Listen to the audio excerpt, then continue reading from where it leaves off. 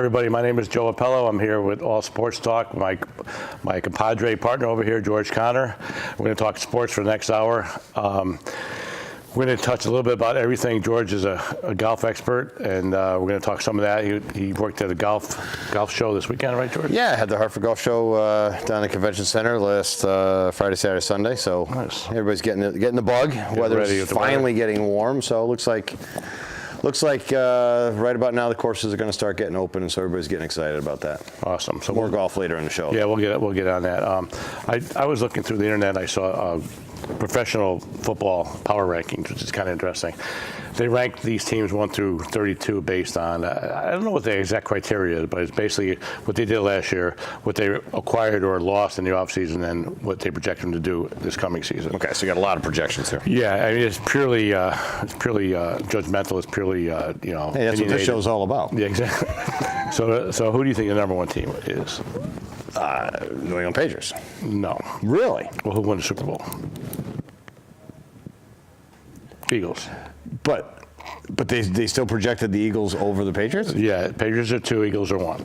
This is projection. Okay. This is power rankings. Okay. So, Vikings are 3, and Saints are 4 though, which is interesting because I guess they base it on they got a couple good off-season guys and stuff. Steelers are 5. Jets are number 32. Jets actually are they're way down at 26. 26. Okay. Yeah. Hey, a lot of upside. Giants are. Giants are 27, so we're both right there. The battle of Gotham. Yeah. I like it. Dolphins are last. Colts are 31. Browns are 30. Wow. So it's kind of interesting. So obviously they're thinking that Josh Allen or something's going to turn around the Browns. Yeah.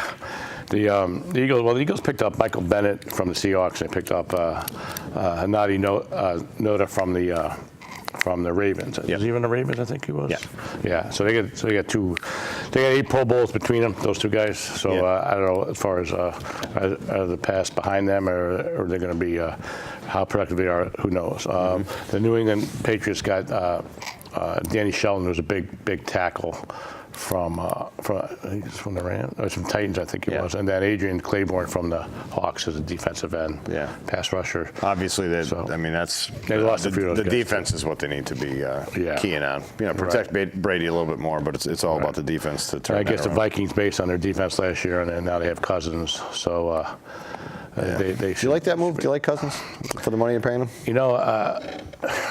I don't. Not for that money, I don't, because I think that, like we said last show, he was 4-19 against playoff teams, winning teams in his career. So you could spin stats any way you want, sure, to make him say what you want. But I think with him,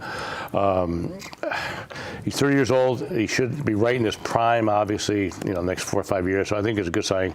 But I like the fact that the Jets didn't spend $60 million on him. I think that was ridiculous. I just don't need to do that. I don't think any guy's worth $60 million, maybe except Brady. But even especially the Jets, because they've been operating without a long-term answer at quarterback there for so long. It looks like the Jets, after they traded up to the 3rd spot. That's a big move. Yeah. Big move. Yeah. I think they finally said, you know what, we're getting we're getting a franchise quarterback, and we're done with it. Yeah. And we're taking a shot. One of these 3 guys, I guaranteed on one of the 3 guys, even if the Giants and Browns take 2 other quarterbacks, they'll have the 3rd guy there, whichever one they want. There's 4 good quarterbacks. 4 or 5, maybe if they want Lamar Jackson, maybe, or Mason Rudolph. The projection, that I'm seeing is, I think in order it would be Rosen or Allen, Darno, Rosen. See, to me, I'm not a big Josh Allen fan for a couple of reasons. First of all, he completed 57% of his passes at Wyoming. Mm-hmm. And it's Wyoming. It's Wyoming, right? Yeah. And the next thing is that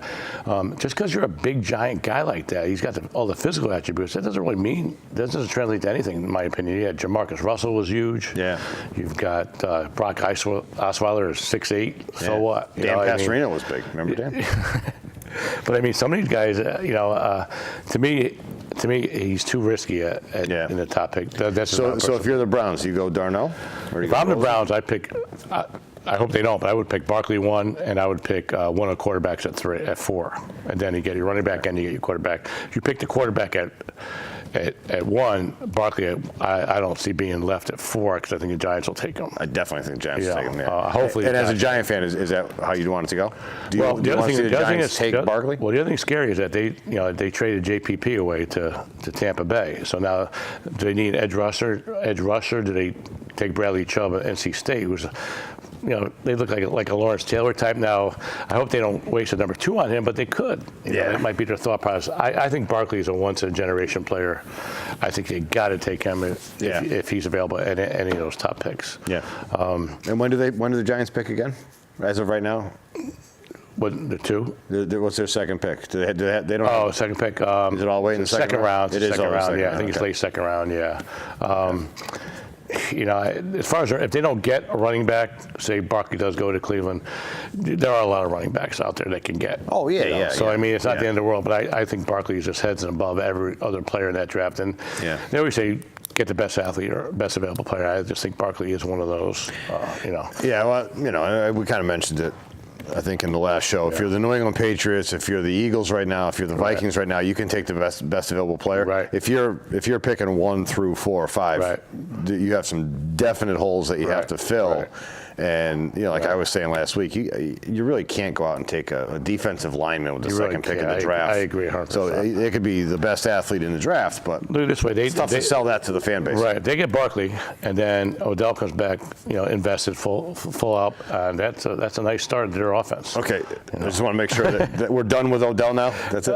Or are we going to go for another 20 minutes on Odell? Well, I'll say one thing about Odell. They were shopping him today for 2 number 1s. Do you know that? Okay. They want to. They're looking to get 2 number 1s. I don't know who would do that, but I think they would do it if they got it. Yeah. That's enough Odell. That's enough on Odell. You still have that $55 million pizza though. $20 million in topping. Okay, before we get down that road too far, NCAA basketball. I'm sure that your bracket is you've got them all picked, right? You picked all this stuff. Well, you picked Virginia getting knocked down in the first round, and a billion other people have no brackets left. I'll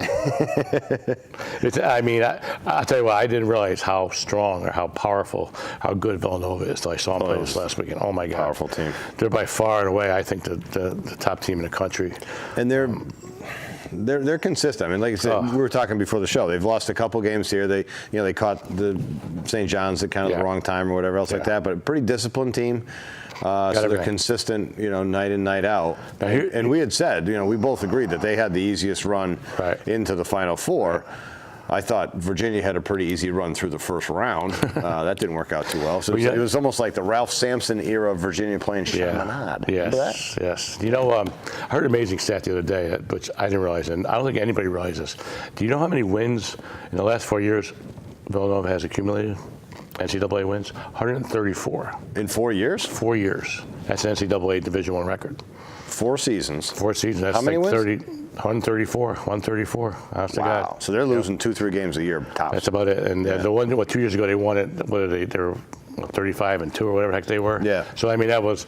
But you're basically talking, between 30 and 35 wins a year for 4 years. That's they incredible. play a lot of games, don't they? Though they do. Well, they figured, in their situation, they'll play their regular season. Then they have the Big East tournament or the ACC tournament, whatever league you're in. And then you've got your NCAAs. And if you go all the way through the NCAAs, you're talking about 5 extra games. So you have the potential to play probably 4 games. And in some of these conference tournaments, I always laugh at these conference tournaments. It's like my school, George Mason, they're in the A10. But there's 14 teams in there. Yeah. So how can it's the A10, but you're playing. They had two levels or 2 waves of buys. Right. So Mason they get a bye for the first round. They were the number 5 seed. They get a bye for the first round. They beat UMass. Boom, they're in the quarterfinals. Yeah. Playing St. Joe's, who hasn't played a game yet. Right. So it's all over the place. So as the conferences get bigger and consolidated, that's probably another. It could be an extra game or 2. And the top seeds have a double bye. They don't play for the third game. Yeah. So in the A10, the top 4 teams skip the first 2 rounds. So they're already into the quarterfinals. Right. Which you have to do. And like I say, as tournament or conferences get consolidated, you get these monster conferences. It's going to add. If you win your conference championship, that's another couple of games to your point. And the other thing too is, I don't know if you realize that Villanova's never had a one and done. Really? Never had one. Yep. In all those years? Nope. Yeah. Never had one. And to me, watching them and telling you over the last weekend, Jay Wright is just a tremendous, if not the top one of the top college coaches in. Oh, absolutely. In the whole nation. And the thing is that he runs a great program. Mm-hmm. You got the kids are invested. They stay there with him because for the love of the school, the program, and him, and you can see the results. They got Eric Pascal transfer from Fordham. He was the. I think it was what league, the A10, I don't know, whatever league they're in. He was Rookie of the Year as a freshman there, and then he decided he wanted, I guess, better, more challenge, and he went to Villanova and stayed up. So he was on the bench, on the sidelines when they won the tournament a couple of years ago, 2 years ago, sitting out, and now he's a key part in their team. So that was his sit-out transfer year or whatever? Okay. Right, and then now Jalen Bronson probably he could be National Player of the Year. He's a fantastic guard. I mean, and that's certainly part of it. I mean, Villanova is definitely it's the anti-Kentucky model. Yeah, Rolly Massimino, one of the famous coaches from Villanova. Basically, the reason he left is he was trying to get athletes in that the university said no. I mean, this guy's his grades or whatever else, they wouldn't let him in. And Rolly was looking for hey, give me a little leverage, give me a little leeway here, and they said no, and that was the end of that. So it's not Kentucky where we're going to bring a guy in for a semester and a half. Right. Adios. Well, I think one thing you're seeing in the tournament this year, especially, is that you see some of these teams that are beating some of these other teams because they have older players. They have juniors and seniors that have stayed with the program, that have played together for 3-4 years, and they'll beat. Or can compete or even upset the blue bloods that have these one and done guys. Sure. And Loyola is a perfect example of that. They've got a veteran team, and they've been doing it, and a few other teams have done it. So there's much more of a. It brings you back to the 2006 run of George Mason Patriots. That's right. They had, I think, 5 seniors on that team. Right. Now the other side of the coin is interesting is the women's programs. The seeds of the Final Four of the women. I'm sorry, what's the question? The Final Four for women. What about? You know who the seeds are? They're all number ones. Yeah, just chalk all the way through. All 4 number ones. You brought the point up last week that just doesn't. I mean, it's rare to get 2 number ones into the men's Final Four. Yeah. Because with the women, you've got. Well, there's no. Relatively speaking, there's no depth in women's basketball compared to men's. Well, the other thing with women, you have these elites, and then that's. But remember, the women you got for 4 years. You're not leaving. Right. So if you have a strong program, a strong coach, and a good system, you can get to the point where you're very, very good and competitive. And that's obviously UConn is a whole other planet. But the drop off of talent, say from 4 to 8, women's game versus men's game. It's.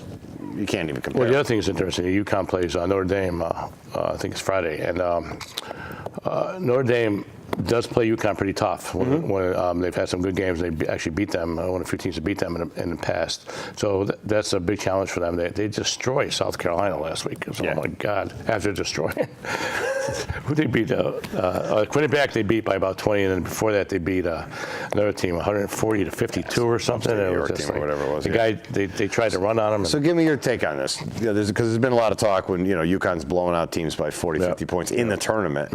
And so the debate is it bad for women's basketball? Is it good for women's basketball? What do you think? My take on that is, everybody else get better. You can't. Only thing you can do as a college coach, a college program, is control what you can control. Absolutely. So just because you're so good and you're getting good players, that's not their fault. You know what I mean? No. I mean, there's no blame. You can't say, Gino's got to start laying down or whatever else. But my point is, and there was some articles in the Hartford paper and a couple different places, and so they're trying to defend that this is okay and it doesn't hurt the game, and bringing up, say, the Patriots as a dynasty and this and that, the other thing.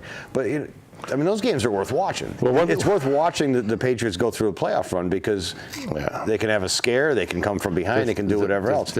The thing is, if the game's going to be a 40-point loss. Well, my take with UConn and Gino, the way he runs his program, is that he's always looking for little ways for motivation and push the right buttons. And sure. And even when they're up by 30, he still looks like he's ready to kill somebody on the sideline. And he's wanting to see proper execution of whatever he wants everything perfect. And that's what makes him so special. Which is why they are who they are. Right.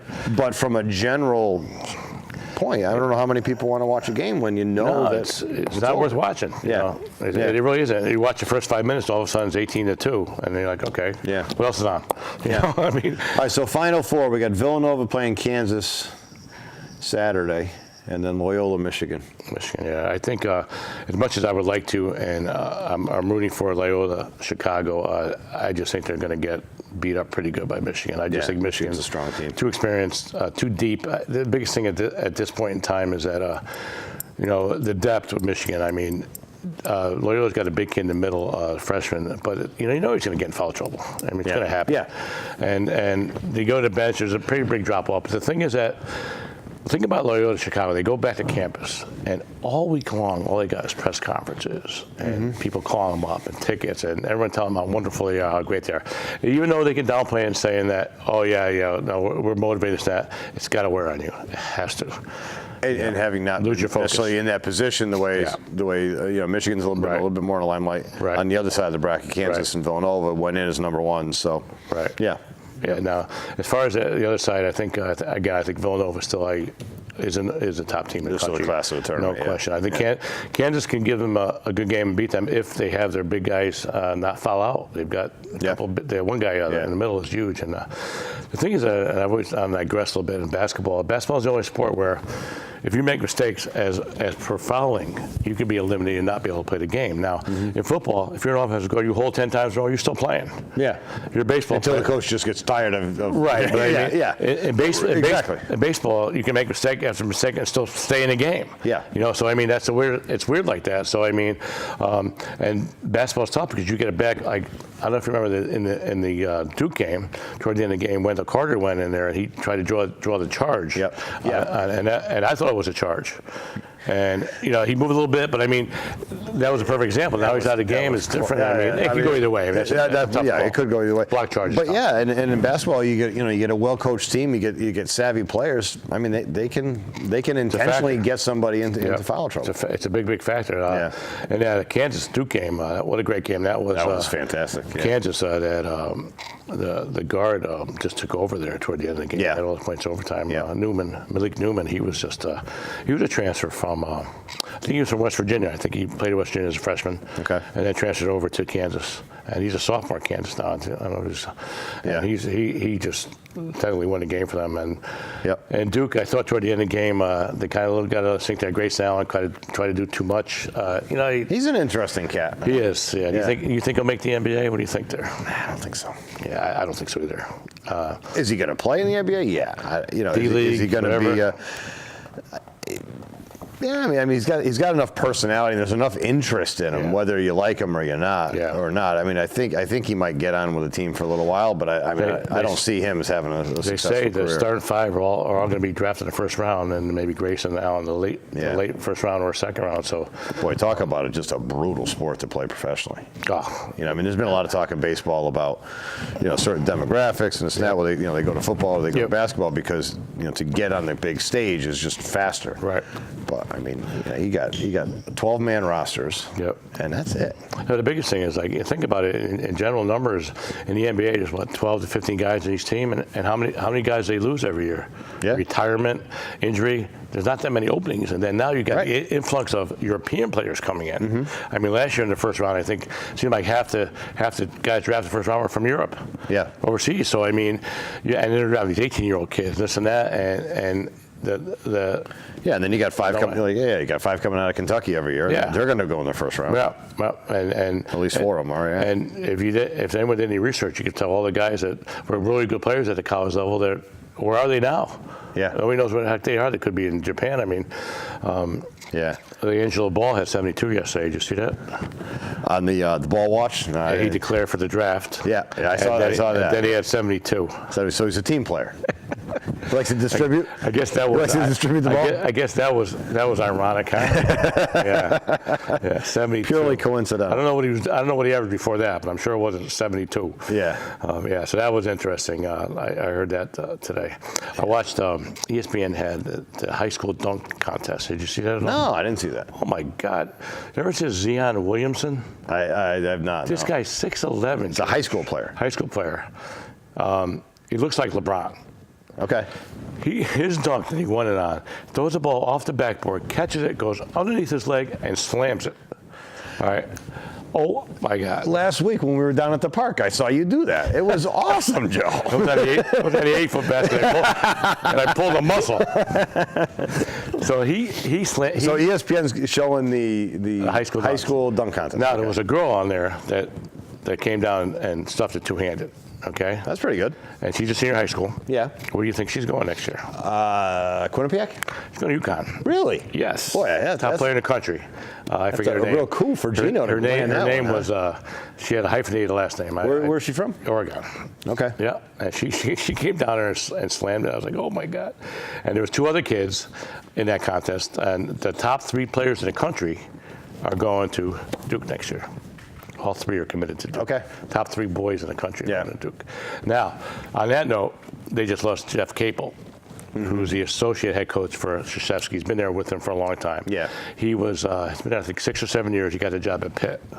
Okay. Just got hired by Pitt. I don't know the money situation. I don't know how that went down. But he's out from under the shadow, and so Krzyzewski's coaching tree grows a little bit Now, more. the thing about Capel is that Duke, the last 5 years, Duke has had the #1 recruiting class for the last 5 years, and largely in part to Capel's work. He's a top recruiter in the country. So now he goes to Pitt. So I don't know how that much it impacts Duke. I don't think it impacts that much, but I mean. And you know, if you're a recruiter, you know, are you landing the good players because of who you are? Obviously, you're a good salesman or whatever else, but. You know, if you're recruiting a kid to go to Duke, that's not a hard sell. Right. You know, especially great baseball program or great basketball program. Right.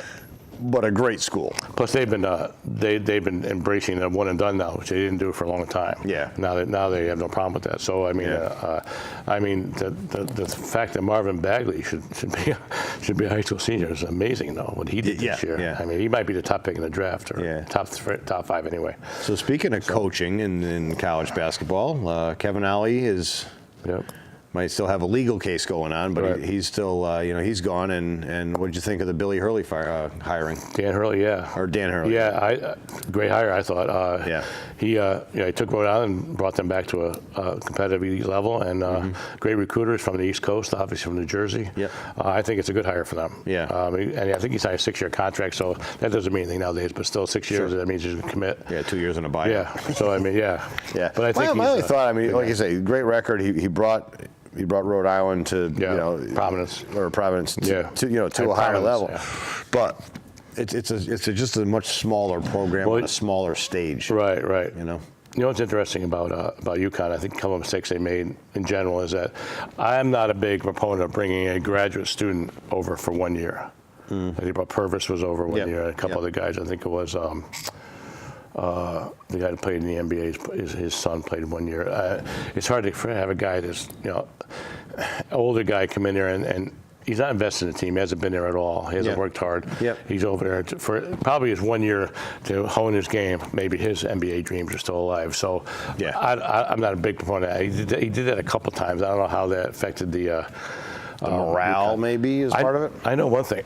Had a guy I know that's Andy that covered you one week. He's pretty inside in UConn. He said that he had heard that Ollie wasn't very prominent in making them do their off-season workouts. Wasn't a stickler on that. Like a lot of these coaches are make sure you're up at this time and see your training. He didn't really not care that much, but he didn't monitor it that closely. So it wasn't the off-season work or in between work that wasn't getting done. How true that is, who knows? But I mean, that's one thing I heard, that he was kind of laissez-faire with that. Yeah, and you're naming your sources too. Many lawsuits going on, So like I said, my only thought was it's a much bigger stage that he's on now. Yeah. And I think Ollie belongs in the NBA. Pretty brutal. I don't know if brutal is the right word. You're not going to get a lot of passes. Yeah. People in Connecticut expect and kind of demand that UConn men's basketball is played at a pretty high level, and so how short or long of a leash does he have? Well, a lot of people thought that when he won the championship 4 years ago, that was all of Calhoun's kids that he recruited. So I mean, how fair that is, I don't know, but I mean, he saw to win it. Yeah, and now with Hurley, you got to give him a little benefit really in the first 2 seasons because he's inheriting these athletes and whether they fit in the type of system he wants to run and the culture he likes to wants to create. Yeah. I mean, they can release players based on the coach. You kind of got to give a coach at least 2 or 3 years to get his kids in there and his players, his recruits in there to see what he can do with them. Sure. But it's always a tough sell. I mean, they do have a good rep though. I mean, they've won a lot of championships. UConn as many as Kentucky, some of these other schools in the past 20 years. Whatever. Yeah, no question. And then Chris Mack went to Louisville from Xavier. That was another get for Louisville, trying to resurrect that program. I don't know what happens to Pitino. I don't know what he's doing himself. He's looking to get back in or what he's doing. I don't know how that's going to pan out, but that's interesting with Pitino. And then, I mean, there can be a lot of changes at some point. I would say maybe next 18 months or whatever, based on all these investigations and the FBI and this and that. I mean, there's some crazy stuff going on. It's kind of a timetable because you really got to make a decision as a college, your coach, in order to compete in the recruiting game. Because if you're in flux about your coach and kids don't know where they're going to go. Sure. Now, one of the guys decommitted. Who was that decommitted? Okay. Based on coach being in trouble or a program being in an investigation. Yeah. Yeah. I mean, I know. And there can be a lot of that. Shaquille O'Neal's son decommitted from Arizona. Okay. When they went through that. Yeah. Based on I don't know where he decided to go, but he decommitted. He was going to go to Arizona. All right. So before we get to baseball, we're at that magical time in the golf season. Tiger. Masters is coming up pretty soon. They're going to play in Houston, the Houston Open, next week, and then the week after that will be, so it'll be the weekend after Easter is the Masters, and we alluded to it last week that we could have, really a historic Masters with a couple generations of players. Tell me about the golf show you did this weekend before you get. Well, the golf show. What was that? Great company out of Seattle. In Hartford, it was. Yeah, the company's out of Seattle, and they run it. They've been doing this the 8th year. Okay. And there was one that they used to have, and it wasn't very good. But there's Varsity Communications. Dick Stevens owns the company. Wonderful guys, and they really run a great show. So every year now, this is my 8th year. The 8th year that they have the show. Friday afternoon, opens on late morning Friday, and then Saturday, Sunday, thousands and thousands and thousands of people come through there to see it. A lot of exhibitors, a lot of golf courses, companies, some training aids, and golf clubs. Okay. And Chris Cody's golf shop is kind of like the equipment thing. Okay. And so they bring in all the guys. You can demo your clubs, this, that, and the other. Buy equipment there and everything. You can buy equipment. One of the big draws is they give away a lot of rounds of golf. So if you get there early, and if you're a golfer, you can go around to these different places, and you get. I think you walk out of there with 5 or 6 free rounds, which is pretty good. Wow. And then they have. How do you get that? Just like talking to the exhibit or something? Or? I mean, they kind of let you know all ahead of time. This golf course is going to be giving away free tickets. Okay. So when you go in, you kind of, and so. Like I say, a few thousand people go through there every day. They have a main stage with some presentations. Is it free event? Or? It is not free. No, it's $12 for. I mean, keep this in mind for next year. Okay, it's $12 for senior citizens, $15 I think at the door. I think if you buy it online or whatever. Okay. But so it's fun. I really look forward to it. They bring me once a day. They put me up on the main stage, and I get to talk golf for. Oh, no kidding. I'll talk for half an hour or so, and then answer some questions and things like that. And for me, that's fun. Now, you talk about certain aspects of the game. Or what are you talking about? Yeah, and I'm talking as a coach. Okay. So. Different types of things. HGR tried to obviously mix it up a little bit. So this year we talked about, or kind of the message was, maybe how to set your goals and things like that. Okay. I get a lot of times, it's springtime and everybody's going to come to me over the next month or 2 months and they're going to say, "Oh, George, this is my year. I'm going to play good. I'm going to dedicate myself this year." And then nothing really happens. They don't. So we talked about kind of breaking up the year into 6-week little sprints. Okay. And so in this 6 weeks, my ultimate goal is this. In this 6 weeks, I'm really going to focus on this, and I'm going to hold myself accountable, and I'm going to get my things done. And like I say, just try to pique people's interest in a little question and answer period. And then we go to question and answer, and so like I say, I really enjoy it. And the guy from Seattle, if you get to go next year, I'll get you a ticket. This guy has got more energy. Sunday afternoon, I mean, this guy's working 16-hour days. By Sunday afternoon, he's as wired as everybody. The drug test up there? But he just has a lot of fun, and he makes it fun for everybody. Nice. Yeah. Good. So he always keeps the excitement level pretty high. It's great to do. Yeah, so we got the Masters coming up. Okay. Tiger Woods, I think, is everybody's kind of. Now, how do you qualify for the Masters? You have to get invited to the Masters. Okay. So there's a number of different categories. So if you win a PGA Tour event, in the month you automatically 12 months previous, as long as it's a major event. Okay. By that I mean they have these when there's like WGC event, like the World Match Play was on, just not long ago. Well, the World Match Play lets the top 64 players in the world get in. Okay. So there's an awful lot of golfers. So they'll have an alternate event. It's actually a PGA Tour event. It was so they go have that. It's all the perks. So if you win one of these alternate weeks, you still get your 2-year exemption, all this other stuff, but that doesn't get you into the Masters. So if you win certain events, if you're top 50 in the world, how many guys go to official world golf ranking? It's only 90. I think it's like 100 players. 100 players. Some of that is past champions. So, okay. So at the Masters every year, you get these guys who won the tournament, 15, 20, 30 years ago. They're not in contention, but it's not. It's a week not to be missed. If you get an invite to play the Masters, they have an automatic bid.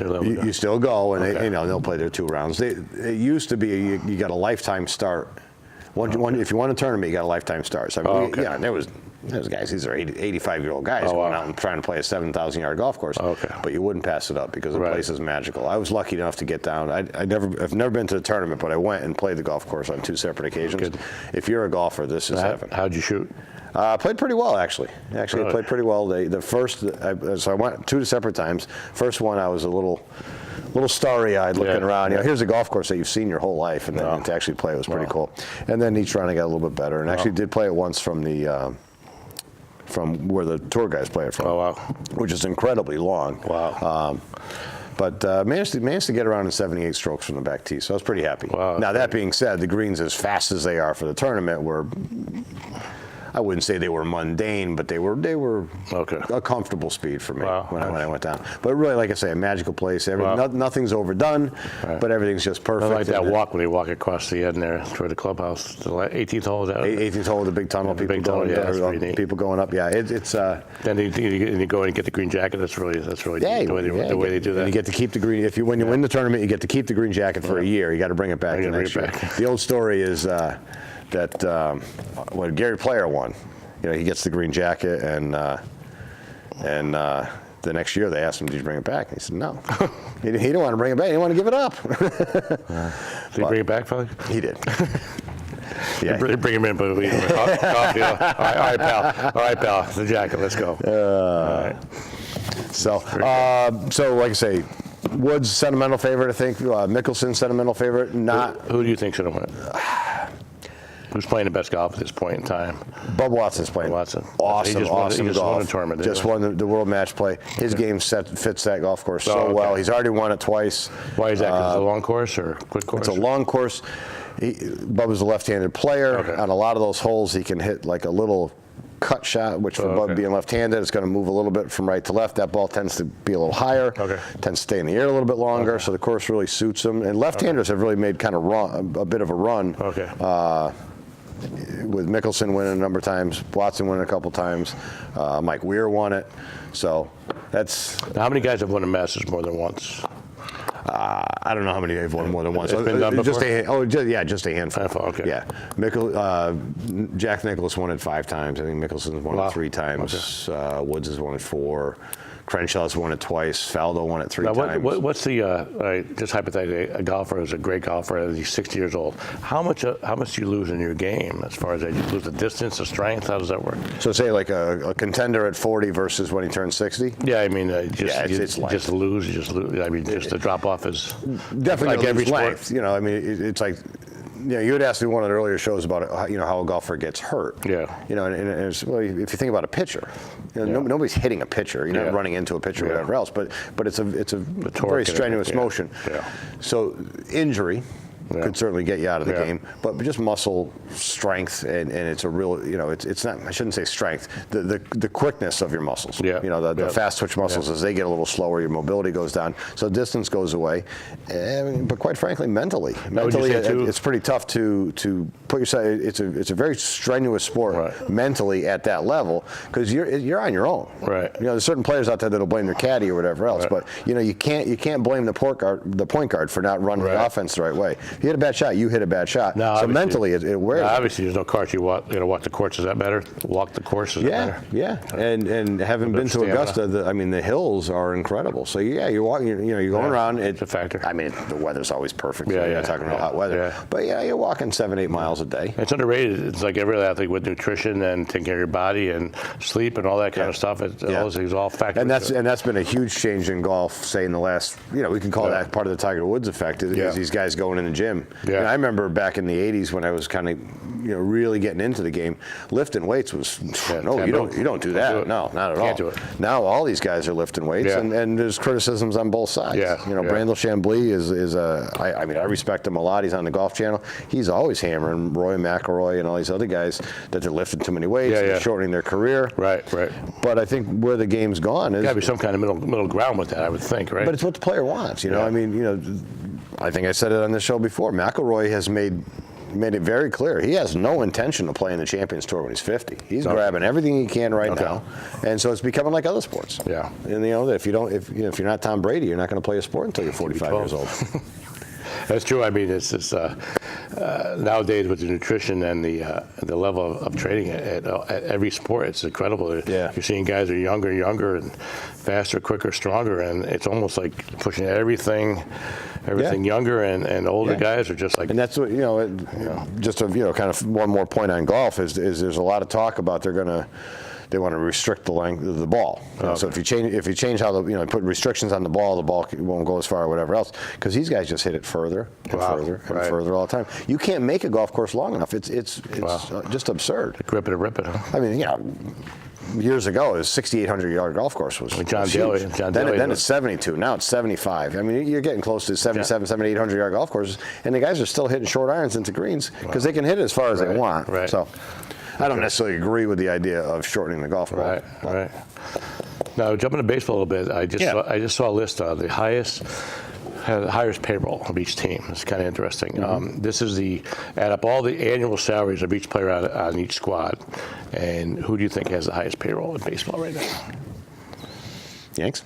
No, they were 7th. Oh, they're done. Always on 7th. Dodgers? This is like one guy makes $10 million a year, and a guy makes $20 million, one guy makes $5 million. Add it all together, and you get your total. So total budget. Right. Red Sox. It is a Red Sox. 232, 223.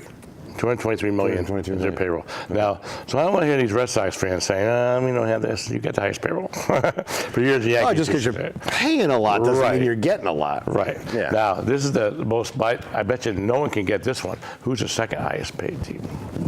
I gotta think the Dodgers have a pretty high payroll. Dodgers are up there. The Dodgers are 4, actually. Oh, they're done 4? Yeah, I don't know. I didn't see the list, no. Giants. San Francisco Giants.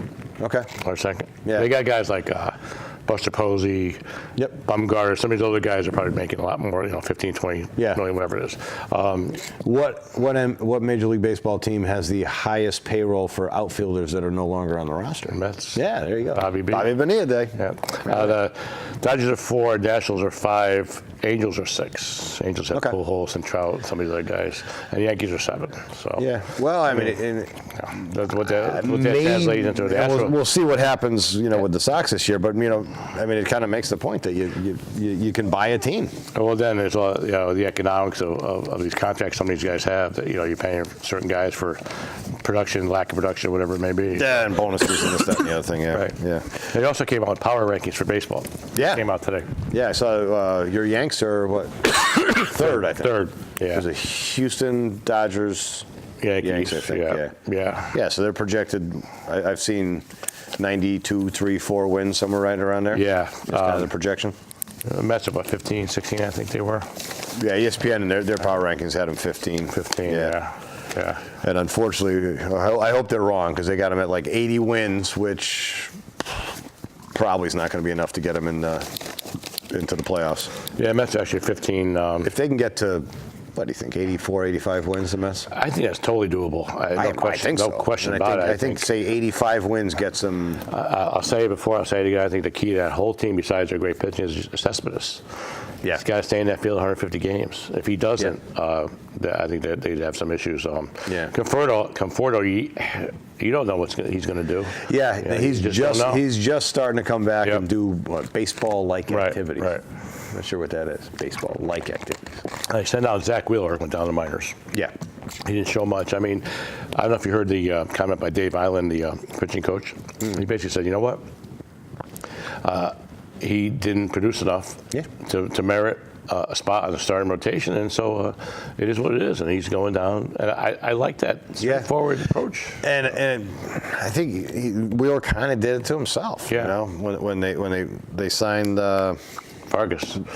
Yeah, and he's mouthing off that. You know, well, you got nothing to stand on. Now Vargas is hurt too. He's got no body of work to make that position. Yeah. That's not getting. You're not doing yourself any favors in that regard. Just pitch. But that middle relief is pretty good for the Mets. I agree. Will be in New York. He's going to be in the major leagues. He'll a good number of games this year. Somebody's going to go down. Looks like Seth Lugo won the 5 spot, won the 5th spot in rotation with Harvey at 3, right? Yep. Harvey at You got Syndergaard, DeGrom, Harvey, Matz, right? Matz, and then Lugo, and then you've got Vargas whenever he is able to play. And one of the theories with this middle relief, and especially like say like a Matz, is just let Matz go through the order twice. I don't care what's going on, right? Because he just doesn't doesn't get through the third time through the rotation. Right. So maybe the idea is just to. No, Anthony Swarzak hasn't pitched much this spring that I saw, but they're counting big on him. In the middle relief there. And Gazelman, he's still a wild card to me. I don't know. He's still got to prove himself in my eyes. Yeah. They look like they're going to start Nemo in center field. For right now. Nimmo, yeah. Finding Nimmo, yeah. And then I guess the lineup that I saw, they had him leading off, and they had Nimmo leading off. Yeah. They had him leading off, and I guess Sess is batting third, and Bruce who's batting second. I don't know, it was maybe Frazier's batting second. I don't know what it was, but Zario was batting. You're gonna have. We're gonna try Nimmo at. I like Nimmo in leadoff. Why not? Better than. He gets on base. He got a good eye. Rosario might become a great leadoff hitter. He's not there yet. Yeah. You know. Reyes. I don't know what he got a Reyes this year. He's. I don't know. But I mean, they're paying him next to nothing. If you get anything out of him, it is what it is. Yeah. At least you get. But boy, if you think back to 05, 6, 7, Reyes was one of the most electric. He was exciting. Yeah. He was fun to watch. Yeah. He was fun to watch. The only time. I was watching a lot of baseball back there. The worst thing that could happen as a Mets fan is for Reyes to hit a home run, because he was done for a week after that. He hit one home run, and all of a sudden he thought he was Jose Canseco. Speaking of home runs, you see Vladimir Guerrero's son hit a walk-off yesterday in the spring training game? Oh, yeah? Yeah. It was just like the old man. He's kind of short, stocky, has a wild swing anything in the dirt over his head, whatever. He hit a walk-off. Yeah, it was kind of funny. Yeah. Here's another good one. Who has? I don't know why I come up with this stuff. Who has the most bobblehead dolls in the major leagues right now available? By that I mean there's one player that has variations of catching a ball, hitting, fielding, whatever. There's one particular player. One of my boys has the most bobblehead dolls right now at this point. Judge? He's got 24. 24 bobbleheads. Yeah. Wow. And how many do you have? I'm waiting. Maybe the show will help us out a little bit. Yeah. Hey, producers, if you're, let's loosen up the purse strings here. We can turn the set into remember the old a bunch of bobbleheads. Golick show there, right? Now Stanton has 12. So okay. Just to put that in perspective. Yeah, and then other big marketing news I heard. Big stuff at Yankee Stadium. Well, actually, I think in baseball is, I know you're big into your lattes and your fancy coffees and stuff like that. And then they draw the little pictures up on top. Yeah, I never had one. Well, they're starting to do that now in baseball in the suds of the beer. So you got that going. Never had one. Yeah, I had beer.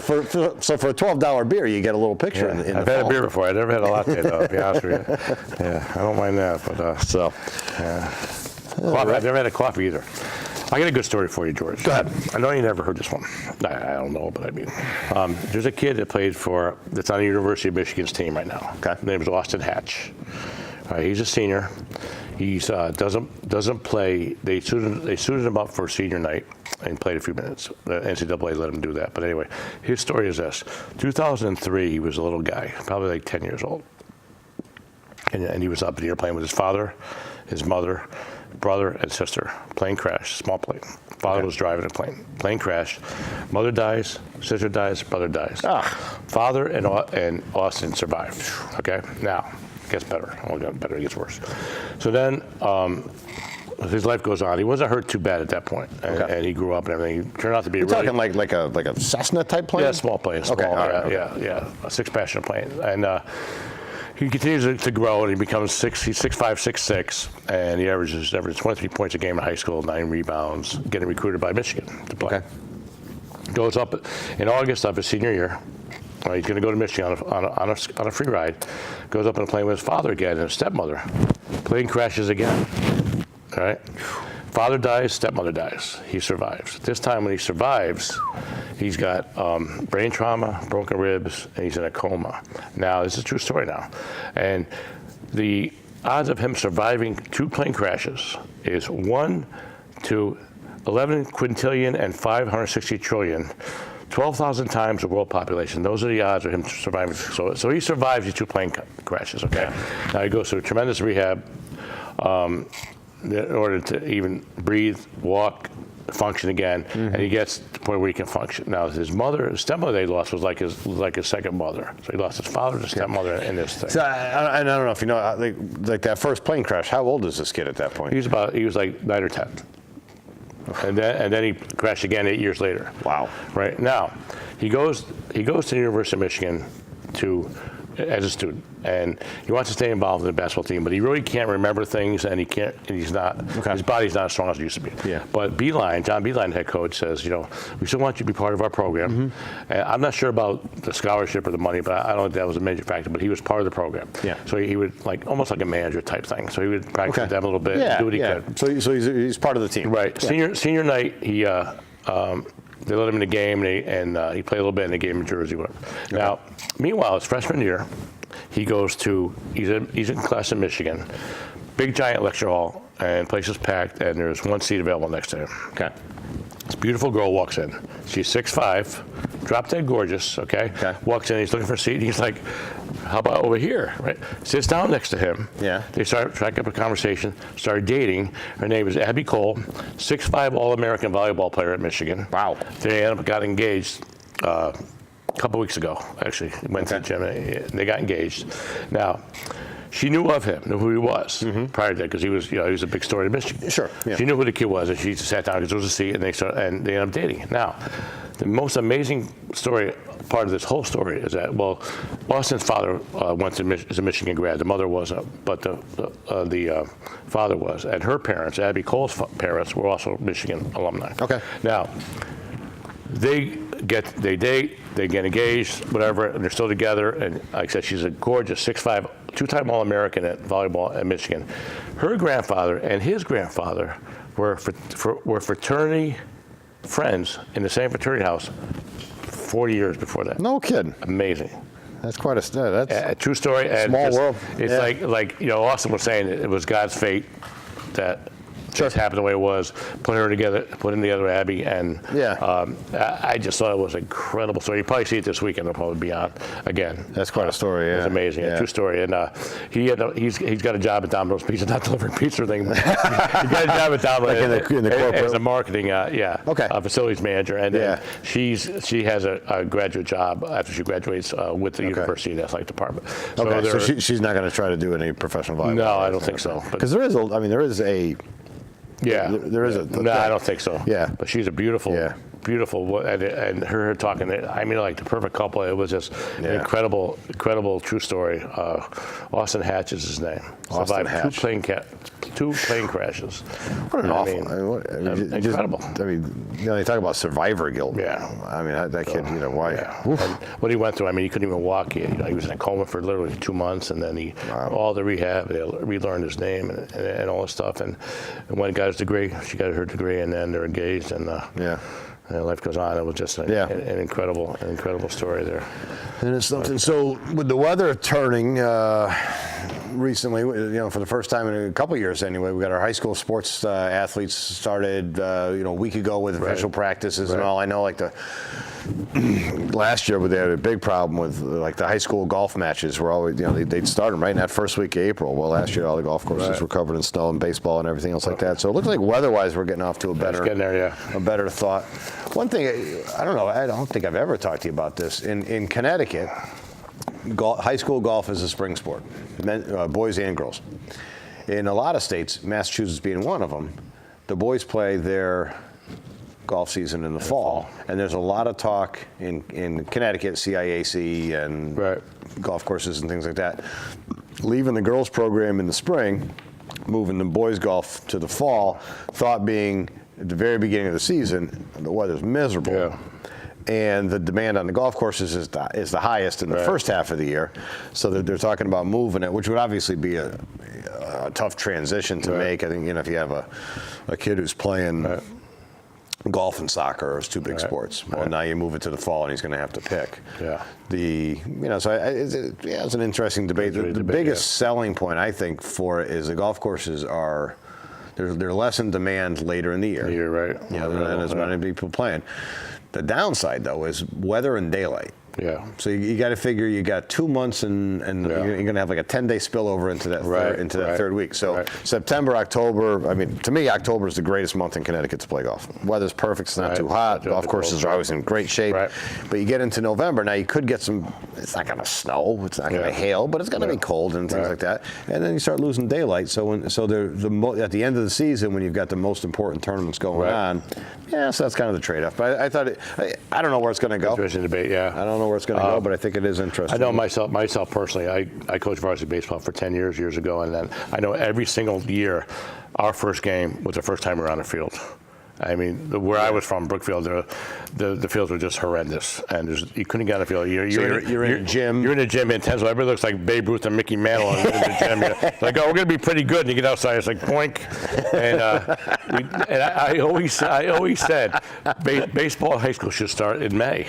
Why not? It's go May until middle of June. Yeah, I know graduation, all that kind of, but so what? At least you're not battling. Whether you're canceling a game, you're out there playing or coaching, and your feet are frozen solid. Your ears are ready to fall off. You don't want to hit the ball. You can't wait to get in the bus and go home and get some and if you get an inside, and the poor kids, if you get an inside pitch, you can't feel your hands for a week. Or if you get hit by a pitch, like hello. I mean, I remember it's just awful. You almost like hated the game because it was just freezing, and it wasn't fun. And you can see the advantage of other baseball in other regions, the warm weather regions. These kids are playing baseball all year round. They're playing in beautiful weather, beautiful fields. Up here, it's just like, Farmington has some great fields, but I mean, down where I was in Western Connecticut, the fields were just like, oh my God, it was like cow pastures. It was just like, it was just awful. We have to physically, myself and the team, get out there and rake the mud and move the dirt around, and the maintenance guys would do what they could, but we had the budget for and like I said, you're trying to play games first week of April. The grass isn't growing until maybe the end of the month. So you're freezing. The field's all bumpy and lumpy. Yeah. Oh my God. It was just awful. So how many years did you coach baseball? 10 years. 10, yeah. And then you coached basketball for girls basketball for 8. Yeah. 8. Okay. Yeah. Baseball was I played in college, and I went to Brookfield where I was, and my second year there, they had a varsity open. I just went right to the varsity, and I had been playing too in the summer league, so I was so relevant as far as like, I knew the kids and everything. Yeah, I still wasn't a has-been yet. Yeah. So that was a lot of fun, but it was almost impossible to coach because of the conditions. So you just couldn't. Yeah. You just could, at least basketball, you got your gym, you got your 8 baskets, and you got 30 basketballs. You could do all kinds of stuff for 2 hours. You can do whatever you want. But baseball, you're at the mercy of the weather and the mercy of your facilities. Yeah, and like so now you carry that forward. So you got the baseball team's got to get in the gym because you can't get outside. Softball team's got to get in the gym. Yep. Golf team's got to try to find something. Right. Now we're lucky, in our general area. Actually, I drove by the driving range on the way to taping the show today, and then the high school teams are out there. So there are places where golfers can go out, even if the courses aren't open, where they can hit balls.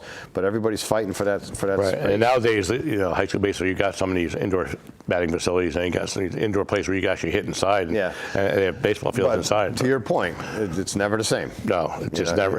You got a pitching machine throwing things, or you got you're Every year we were really good till we get outside. like the Mets. The reality set in. We're not very good. Now, knock on wood. Yeah, if we played tennis ball, The Mets have broken camp as of the taping of this show. They've broken camp, and they've got a good starting 5 in I heard rotation. an interesting observation by one of the guys last night. Said that the biggest advantage that the Mets have over the Nationals is the manager position. They think that Dave Martinez might have a tough time making the adjustment as a new manager to the Nationals.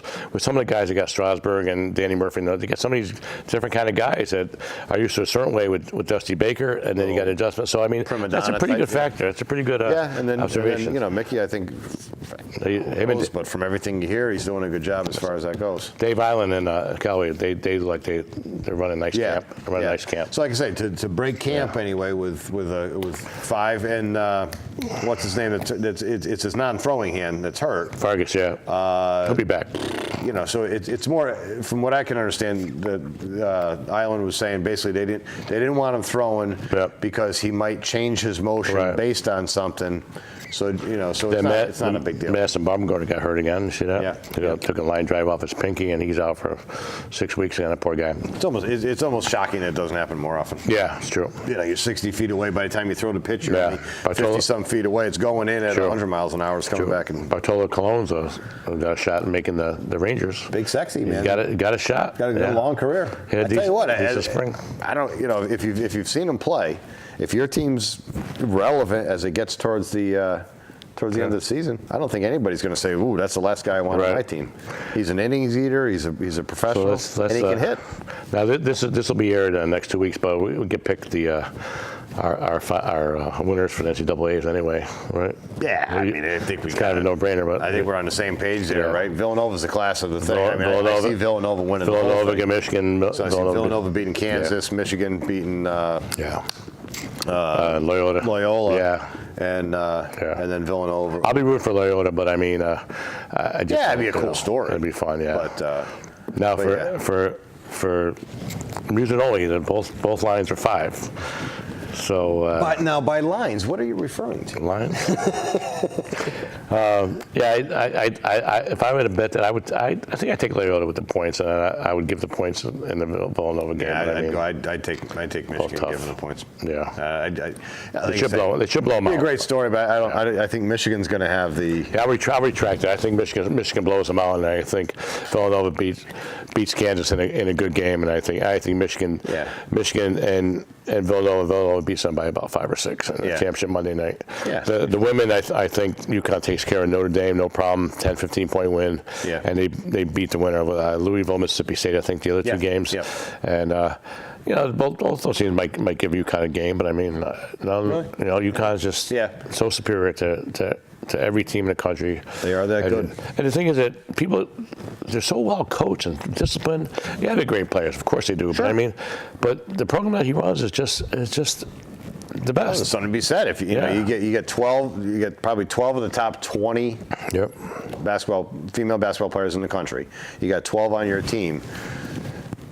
I think it's in a way it's almost harder because you got 12 big egos that you've got to kind of manage and make sure that they gel. They're so strong that the leading scorer of the last game was Dangerfield. Yeah. Crystal Dangerfield, which average 4 points a game. Yeah. Yeah. All right, George, that'll do it for this week. All right. Hopefully we'll still be on the air 2 weeks from now. Enjoy the Masters tournament. I know you'll be watching. All right. Thanks, pal. I will, actually. I will. All right. All right. Thank you. Good.